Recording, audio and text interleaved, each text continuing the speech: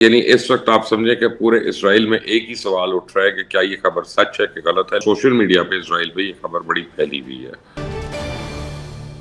السلام علیکم، میرا نام مبشر لقمان ہے اور میرے پاس کچھ اپڈیٹس ہیں، بڑی امپورٹنٹ اپڈیٹس ہیں جو میں نے آپ کو دینی ہے فلسطین کے متعلق، اسرائیل کے متعلق۔ اور ایک تو بڑی ہی اہم خبر ہے، اتنی اہم خبر ہے کہ یعنی اس وقت آپ سمجھیں کہ پورے اسرائیل میں ایک ہی سوال اٹھ رہا ہے کہ کیا یہ خبر سچ ہے کہ غلط ہے، لیکن اسرائیلی میڈیا جو ہے نہ اس کو کنفرم کر رہا ہے نہ اس کو ڈینائی کر رہا ہے، اور سوشل میڈیا پہ اسرائیل پہ یہ خبر بڑی پھیلی ہوئی ہے۔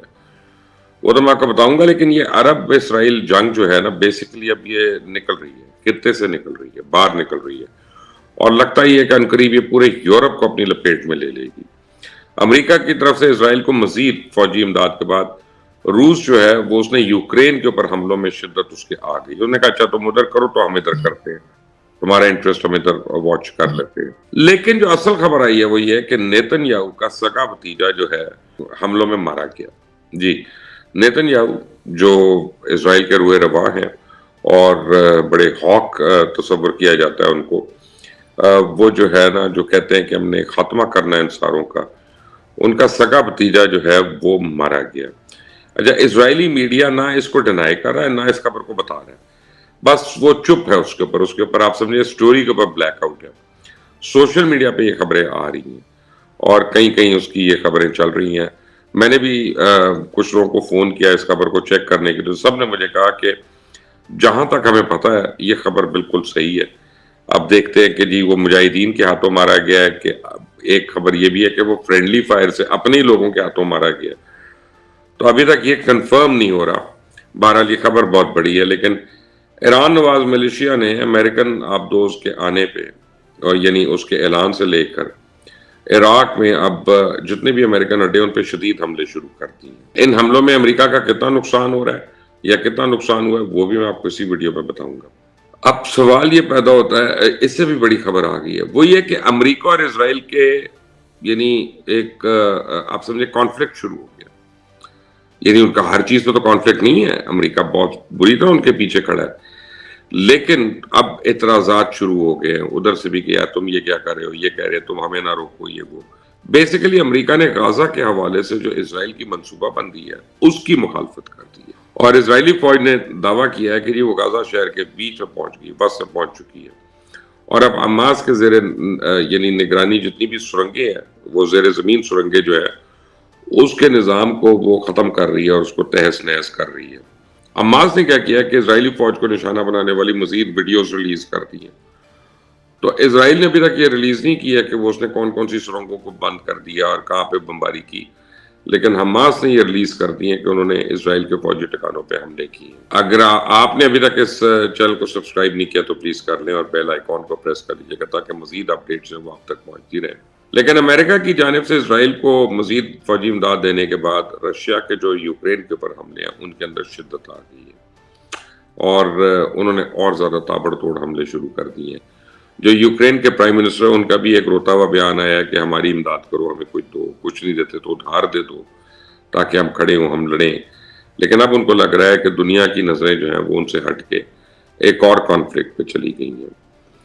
اب آپ کو میں نے بڑی تفصیل سے بتایا تھا کہ امریکہ کا نیوکلیئر سب مرین بھیجنے کا اس ریجن میں موٹیو کیا ہو سکتا ہے اور کیا پلاننگ ہو سکتی ہے، یہ آپ کو میں نے پچھلے اپنے ویلاگ میں بتایا تھا۔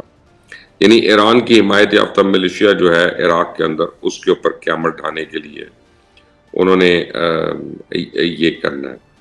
اور اب ایران نے کیا کیا کہ ملیشیا نے عراق کے اندر جتنے بھی امریکن فوجی اڈے ہیں ان کے اوپر تابڑ توڑ حملے شروع کر دیے ہیں، شدت سے حملے شروع کر دیے ہیں۔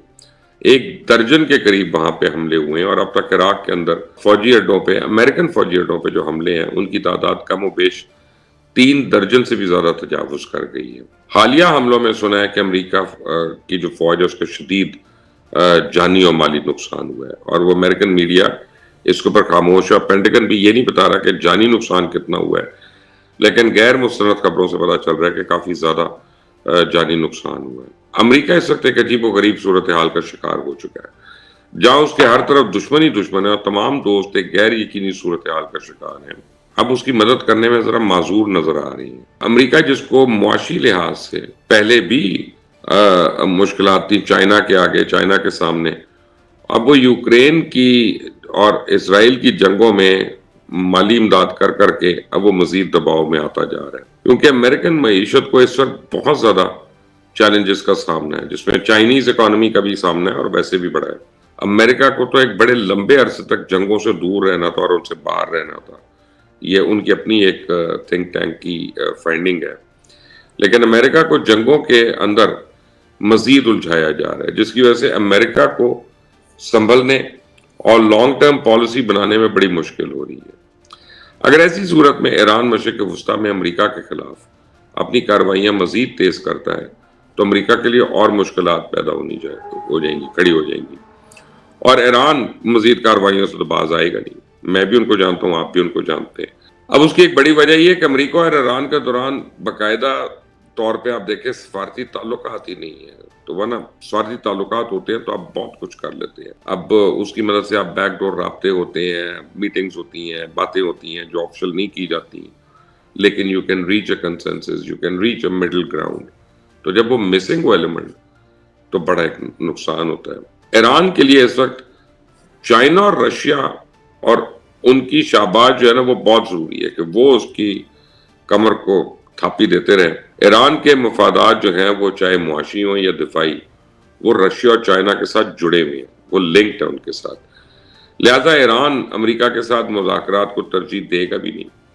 محسوس یہ ہو رہا ہے کہ اب مشرق وسطیٰ کو لے کر امریکہ کے مسائل جو ہیں ان میں شدید اضافہ ہونے جا رہا ہے. جو میں نے آپ کو بتایا تھا کہ امریکہ اور اسرائیل کے اختلافات جو ہیں وہ بیسیکلی امریکہ نے غزہ پٹی پہ اسرائیل کے نئی طویل المیعاد یا طویل المدتی قبضے کی مخالفت کی ہے. تو امریکن نیشنل سیکورٹی کے ترجمان جان کربی نے یہ کہا ہے کہ پریزیڈنٹ بائیڈن اسرائیل حماس جنگ کے خاتمے کے بعد اسرائیل کے غزہ پہ ایک لمبے منصوبے کی حمایت نہیں کرتے. تو وائٹ ہاؤس کے ترجمان کا، اب یہ جان کربی ان کے ترجمان ہیں، ان کا یہ کہنا تھا کہ غزہ پہ حماس جنگ کے بعد اسرائیل کا دوبارہ قبضہ یا قبضے کا عمل جو ہے یہ درست عمل نہیں ہے. دوسری جانب امریکن وزارت خارجہ کے ترجمان نے پریس بریفنگ میں یہ کہا کہ امریکہ غزہ سے فلسطینیوں کی جبری نقل مکانی کی حمایت نہیں کرتا. ہمارا نقطۂ نظر ہے کہ فلسطینیوں کو ان فیصلوں میں سب سے آگے ہونا چاہیے، یعنی ان کی بھی سننی چاہیے. اچھا، جان کربی نے یہ بھی کہا ہے کہ ہم تو سمجھتے ہیں کہ غزہ جو ہے فلسطینی سرزمین ہے اور یہ سرزمین ہمیشہ فلسطین کی رہے گی. تو یہ ایک بہت بڑا شفٹ ہے. یہ جب وائٹ ہاؤس کا اسپوکس پرسن یہ بات کرتا ہے تو آپ سمجھیں کہ اس کا مطلب ہے کہ ایک سیریس ایلیمنٹ ہے. اور امریکہ غزہ پہ دوبارہ قبضے کی حمایت نہیں کرتا. تو اس سے پہلے اسرائیلی پرائم منسٹر نے کہا تھا کہ حماس کے ساتھ جنگ کے بعد اسرائیل غیر معینہ مدت تک کے لیے غزہ پٹی کی سلامتی کی مجموعی ذمہ داری سنبھالے گا. تو یہ امریکہ کا پالیسی بیان بھی ہو سکتا ہے اور محض سیاسی بھی، لیکن ممکن نہیں ہے کہ اسرائیلی وزیر اعظم امریکہ کی مرضی کے بغیر کوئی اتنا لمبا چوڑا پلان دے یا کارروائی کرے. بہرحال اختلافات ہو رہے ہیں، اور جہاں تک اختلافات کی بات ہے تو اس جنگ کو لے کر امریکہ اور اسرائیل کے درمیان اختلافات تو ایک طرف، امریکہ کے اپنے اندر اور اسرائیل کے اندر شدید اختلافات ہیں. امریکہ کے تو بہت سے عہدیداران جو ہیں وہ اب تک مستعفی ہو چکے ہیں، جبکہ اسرائیلی وزیر اعظم کے خلاف تو دنیا بھر میں احتجاج ہو رہے ہیں. اور نہ صرف اپنا فلسطینی بلکہ فلسطینی ہمدرد بلکہ یہودی اور اسرائیل کے اپنے لوگ جو ہیں ان کے خلاف احتجاج کر رہے ہیں. اور یہاں کا بتاؤں نیتن یاہو جو ہے اس کے بعد بہت ہیوی کرپشن کے الزامات لگ چکے ہیں، اور یہ بھی کہا گیا کہ یہ جو دوبارہ الیکشن جیتے تھے یہ کرپشن کے پیسے سے جیتے تھے. تو بہرحال اصل میں امریکہ اور اسرائیل سے اس جنگ کو وسعت دے کے شاید غلطی ہو گئی ہے، اور پوری دنیا کا موریل بھی نیچے ہو گیا اور ان کی سائڈ پہ بھی نہیں ہے. اب لگتا ہے کہ یہ کیلکولیٹڈ ایک مسٹیک ہو گئی ہے ان سے. اسرائیلی فوج نے دعویٰ کیا ہے کہ وہ غزہ کے بس سے پہنچ گئی ہے، اور وہاں پہ موجود جو سرنگیں ہیں جن کو حماس استعمال کرتا ہے موومنٹ کے لیے، ہر چیز کے لیے، رہنے سہنے کے لیے، بنکرز کے طور پہ، اور سپلائی چین کے لیے، لوجسٹک سپلائی کے لیے، ان سرنگوں کو اس نے تہس نہس کرنا شروع کر دی ہے. اس نے کہا ہے کہ جی ہم اس کو ہیوی بمبارڈمنٹ کریں. حماس بھی راکٹس کے حملے جو ہیں وہ برابر کر رہی ہے، اور انہوں نے تیل اویو کے اوپر دوبارہ سے راکٹ کے حملے کرنے شروع کر دیے. یوں محسوس ہوتا ہے کہ اب حماس کے علاوہ حزب اللہ اور یمنی باغی ہیں وہ الگ سے درد سر بن گئے ہیں اسرائیل کے لیے، کیونکہ اب تو نہ انہوں نے کوئی ہسپتال چھوڑا ہے، نہ کوئی عبادت گاہ چھوڑی ہے، نہ اسکول کسی چیز کو انہوں نے بخشا نہیں ہے، سب کے سب اسرائیلی بمباری کے نتیجے میں شہید ہوئے ہیں. لیکن اسرائیل جو فوٹیج نہیں پرووائڈ کر سکا وہ یہ کہ وہ حماس کی بارودی سرنگیں جو ہیں یا وہ سرنگیں جو ان کی آپ سمجھیں کہ انہوں نے اپنے لیے بنائی ہوئی ہیں چھپنے کے لیے، ان کو وہ ڈسٹروائے کر رہا ہے. تو یہ اس کا ایک بڑا ایک کوشچن مارک ہے کہ اسرائیل کا دعویٰ صحیح ہے کہ غلط ہے. اس کے برعکس جیسے میں نے آپ کو بتایا تھا کہ حماس جو وہ کئی ویڈیوز ریلیز کر رہا ہے کہ ہم نے اسرائیل کے فوجی ٹھکانوں پہ حملہ کیا، اس سے یہ ہوا. حزب اللہ جو ہے وہ بھی ان کے اوپر کافی ویڈیوز پرووائڈ کر رہا ہے کہ فوجی اڈوں کے اوپر ہم نے حملے کیے. لیکن یہ بڑی امپورٹنٹ بات ہے کہ حزب اللہ نے ابھی تک کسی اسکول کے اوپر حملہ نہیں کیا، اسپتال کے اوپر حملہ نہیں کیا، کسی عبادت گاہ کے اوپر حملہ نہیں کیا. اور یہ بات ذہن میں رکھیں کہ اسرائیل جو ہے بے دریغ فائرنگ کر رہا ہے اور یہاں سے صرف فوجی ٹارگٹس کو نشانہ بنایا جا رہا ہے. بہرحال جو اصل خبر ہے جو میں نے آپ کو پہلے بتائی تھی وہ یہ ہے کہ نیتن یاہو کا بھتیجا جو ہے وہ حماس کی بمباری میں مارا گیا اور یہ ان کے لیے بہت بڑا دھچکا ہے. اور آپٹکس اگر آپ اس کے دیکھیں تو یہ ان کے لیے بہت بڑا سیٹ بیک ہے کہ اگر وہ مارا گیا. اور ابھی تو ایک کنفیوژن اس کے اوپر یہ ہے کہ وہ حماس کے راکٹ سے مارا گیا کہ وہ فرینڈلی فائر سے مارا گیا.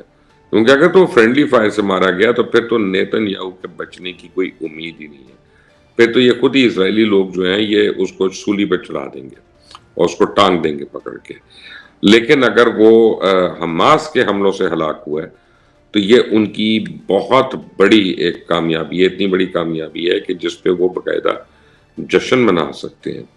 اب کوئی اسرائیل کی نیوز ایجنسی یا نیوز میڈیا جو اس کی تصدیق نہیں کر رہا، لیکن سوشل میڈیا پہ یہ خبر جو ہے یہ بہت زیادہ پھیلی ہوئی ہے. اور ادھر ترکیہ جو ہے اس نے تمام اسرائیلی مصنوعات کا بائیکاٹ کر دیا، سب پہ پابندی لگا دی. بلکہ ترکیہ کی پارلیمنٹ نے ان ہوٹلز اور ریسٹورنٹ کے خلاف بھی کارروائی کرنے کا کہہ دیا جو اسرائیلی مصنوعات کو فروغ دے رہے ہیں یا ان کی حوصلہ افزائی کر رہے ہیں. اور اب یہ جو جنگ ہے یہ اسرائیل کے لیے ایک معاشی جو قبرستان جو ہے وہ بننا شروع ہو گئی ہے اور اس نے اسرائیل کی معیشت کی جڑیں ہلا دی ہیں. سب سے امپورٹنٹ بات ہے کہ اسرائیل میں بہت ہیوی انویسٹمنٹس تھی پوری دنیا سے، اور جب ایک مہینے سے صرف راکٹس ہو رہے ہیں تو وہ جو انویسٹرز ہیں وہ اپنی جان بچا کر وہاں سے بھاگ رہے ہیں.